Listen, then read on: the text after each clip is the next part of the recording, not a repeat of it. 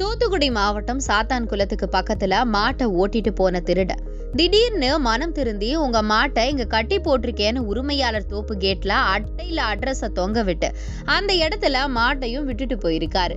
ஞானியார் குடியிருப்பை சேர்ந்த பட்டுராஜ் என்பவருக்கு புதுக்குளம் சந்திப்புல சொந்தமா ஒரு தோட்டம் வச்சிருக்காரு.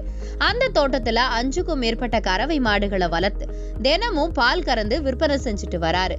இந்த நிலையில கடந்த மே 28ஆம் தேதி ராத்திரி நேரத்துல பட்டுராஜ் தோட்டத்துக்குள்ள நுழைஞ்ச ஒரு திருட கண்ணா லட்டு தின்ன ஆசையா இந்தா எடுத்துக்கோ என்பது போல அங்க வரிசையா நிறுத்தி வச்சிருந்த கறவை மாடுகளை பார்த்தாரு. அதுல தனக்கு பிடிச்சமான 2 மாட்டை மட்டும் ஹே ஹேன்னு அழகா ஓட்டிட்டு போயிருக்காரு. அடுத்த நாள் தோட்டத்துக்கு போன பட்டுராஜுக்கு 2 மாடு மட்டும் இல்லாததை பார்த்து தூக்கி வாரி போட கையோட காவல் நிலையத்துக்கு ஓடி போய் கம்ப்ளைண்ட் பண்ணிருக்காரு. அப்புறம் வழக்கம் போல பட்டுராஜ் நார்மலா தோட்டத்துக்கு போக தோட்டத்தோட வெளி கதவுல அட்டை ஒண்ணு தொங்கிக்கிட்டு இருந்திருக்கு. அதுல உங்களது மாடு சங்கரன் குடியிருப்பு கெபி அருகே உள்ள புளிய மரத்து அடியில கட்டப்பட்டிருக்கு. இட்டமொழி கிழக்கு என்று ஜியோகிராபியோட எழுதப்பட்டிருக்கு.